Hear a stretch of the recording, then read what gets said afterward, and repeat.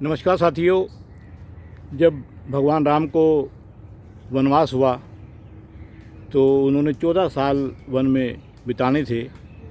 लक्ष्मण भ्राता साथ थे उनके और सीता जी भी साथ थी।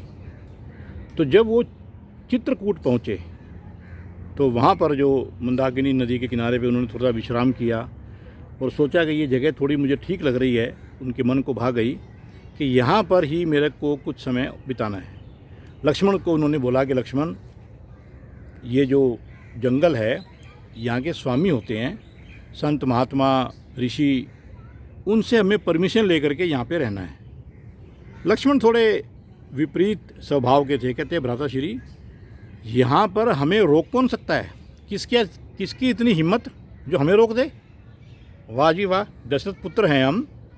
बोले नहीं, इस वक्त हम वनवासी हैं और वनवासी को यहाँ के तौर तरीके आने चाहिए, उनका पालन करना पड़ेगा, तभी हम यहाँ रह सकते हैं। ये अच्छी बात नहीं है। इसलिए तुम यहाँ पे एक मृत्यंग ऋषि हैं, उनको वहाँ की लोकल भाषा में आजकल मतंग ऋषि बोलते हैं। उनका मंदिर भी है वहाँ पे, उनकी पूजा का स्थान है जहाँ पर वो पूजा किया करते थे। कि मतंग ऋषि हैं, उनके पास में तुम जाओ और उनको कहो कि हम ऐसे ऐसे हैं और सारा हाल उनको बताना शॉर्ट में।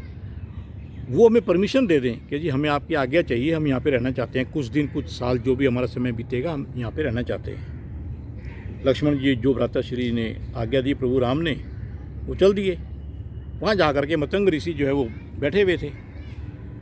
उनको प्रणाम किया, बोले मैं दशरथ पुत्र लक्ष्मण, मेरे भ्राताश्री राम और भाभी श्री जो हैं वो आए हैं और हमें 14 साल का वनवास है, कुछ समय हम यहाँ पे बिताएंगे, तो हमें आपकी आज्ञा चाहिए, आपकी परमिशन चाहिए। मतंग ऋषि चुपचाप से उठे। एक लंगोट उन्होंने धारण किया था जिसको लंगोटी बोलते हैं, और वो उठ कर के जीवा को उन्होंने बाहर निकाला, सीधे हाथ से जीवा को पकड़ा ऐसे, और एक हाथ से जो बायां हाथ है उसको लंगोट पे रखा और गोल गोल गोल गोल गोल गोल उन्होंने घूमना शुरू कर दिया, चक्कर लगाने शुरू कर दिए। जो उनका नीचे जो हवन सामग्री वगैरह जो रखी हुई थी, हवन चल रहा था, हवन कुंड, उसके आसपास में चक्कर लगाने शुरू कर दिए। लक्ष्मण जी को बड़ा अजीब सा लगा, यार ये कौन सा तरीका हुआ। बोले महाराज सुनो मेरी बात, ऋषि महोदय, मेरी बात का आपने जवाब नहीं दिया। वो 1 मिनट के लिए रुके, सोचा और फिर उन्होंने वही तरीका जीवा को पकड़ा सीधे हाथ से, उल्टा हाथ लंगोट पर रख करके उन्होंने जो गोल गोल गोल गोल घूमना शुरू कर दिया। लक्ष्मण जी को बड़ा अजीब सा लगा, थोड़ा गुस्सा भी उनको आया, यार अजीब बात है, मेरा इन्होंने ये निरादर कर दिया, लेकिन कुछ नहीं बोल सकते थे। चुपचाप से भाई साहब के पास में आ गए। मैं अपनी भाषा में आपको बोल रहा हूँ, मतलब प्रभु राम के पास में आ गए। हाँ लक्ष्मण हुआ है क्या? हाँ भाई भ्राताश्री में गया था और वो तो उन्होंने ऐसे ऐसे किया, जैसा उन्होंने वहाँ पे किया था वैसे उन्होंने लक्ष्मण ने बता दिया जी। तो रामचंद्र जी ने ऐसे सोचा कि ठीक है, उनको जाके बोल तो हमको मंजूर है। बोला लेकिन भ्राताश्री मैं उनकी बात को समझ नहीं पाया। आपने समझ लिया होगा, कोई बात नहीं, लेकिन आपके साथ साथ 14 वर्ष के लिए रहना तो यहाँ मैंने भी है, या 1-2 साल 5 साल जो भी मुझे हमें यहाँ पे रहना है, साथ में मुझे भी तो रहना है। जो नियम कायदे अगर आपकी समझ में आ गए ठीक है, लेकिन मैं भी तो समझ लूँ। कृपया करके आप मुझे बता दें ताकि मुझसे भी कोई गलती ना हो जाए। रामचंद्र जी ने बोला देखो ये वन है, जंगल है, यहाँ पर उन्होंने जो बताया उसका मैं शॉर्ट में एक बात आपको बता देता हूँ, उसको आप नोट कर लें।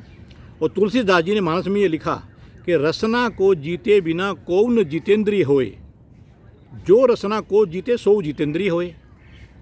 तो रसना कहते हैं जीवा को, जो जीव है हमारी, उसके कई काम हैं, शब्दों का उच्चारण करना, स्वाद को चखना और वगैरह वगैरह। लेकिन उन्होंने जो गोल गोल घूम करके जो 2 चीज़ें बताई हैं कि यहाँ पर एक तो आपको शोर शराबा ज़्यादा नहीं करना, ऊंची आवाज़ में बात नहीं करनी, क्योंकि संत महात्मा ऋषि मुनि जो यहाँ पर जो है बैठे हुए ध्यान लगा रहे हैं, पूजा पाठ कर रहे हैं, उनको किसी भी किस्म का उनमें मतलब दिक्कत नहीं आनी चाहिए, उनको व्यवधान नहीं आना चाहिए उनको कोई। और दूसरी बात यह है कि रसना का एक काम और है, क्या कि यहाँ पर कोई भी औषधि और आपका खाना, ये दोनों की दोनों चीज़ें आपके यहीं के ही जो फल फ्रूट हैं, साग सब्जियां हैं जो यहाँ पे उपलब्ध हैं, उसी से ही होगा। आप ये जान लो, जितने भी मसाले या जो औषधियाँ या जो यहाँ पे खाने का सामान है, यहाँ पे कोई आपको तवा पर हाथ लेकर के खाना बनाते हुए नहीं मिलेगा। जो यहाँ पे कंदमूल मिलता है वही आपने खाना है। आप राजकुमार हो, ये बात को आप समझ लो कि क्या आप इसको निभा सकते हो? नंबर 1। नंबर 2, लंगोट का सच्चा होना पड़ेगा, क्योंकि जब आपने बताया कि हमारी भाभी श्री साथ में आई हैं तो आप सपत्नीक आए हैं, तो उन्होंने आपको इशारा कर दिया कि प्लीज़ आप जो है यहाँ पर जो है ब्रह्मचर्य का भी पालन करेंगे। लक्ष्मण ने कहा बस ठीक है भ्राता, अब मेरी बात पूरी समझ में आ गई। तो उन्होंने उस बात को समझ करके और उसके ऊपर अमल भी किया और वो वहाँ पे काफ़ी समय तक रहे। ऐसा कहा जाता है कि वहाँ पे उनको वनवास का जितना भी उन्होंने समय, जो 14 साल का मैक्सिमम ज़्यादा से ज़्यादा समय उन्होंने वहाँ पर बिताया, और उसमें जब वो वहाँ पर रहे तो किसी भी किस्म की उनसे त्रुटि नहीं हुई। तो इसी बात को मैं फिर से दोहरा रहा हूँ कि रसना को जीते बिना कौन जितेंद्रिय होए, जो रसना को जीते सो जितेंद्रिय होए। तो हम और आप भी उसी बात में शामिल हो जाते हैं कि जो रसना है उसके जितने भी काम हैं, अगर हमने अपनी इंद्रियों को जीतना है, जितेंद्रिय जिसने सभी इंद्रियों को जीत लिया, अगर हम इनको इंद्रियों को वश में करना चाहते हैं, कंट्रोल करना चाहते हैं, अपने ऊपर काबू करना चाहते हैं, कंट्रोल करना चाहते हैं, तो हमें उसको जीतना पड़ेगा। तो रसना के जीतने से आपकी सारी इंद्रियां वश में आ सकती हैं। अगर आपने इसको नहीं जीता तो आप जितेंद्रिय यानी सभी इंद्रियों को जीतने में सक्षम हो नहीं सकते। जय श्री राम, जय हनुमान।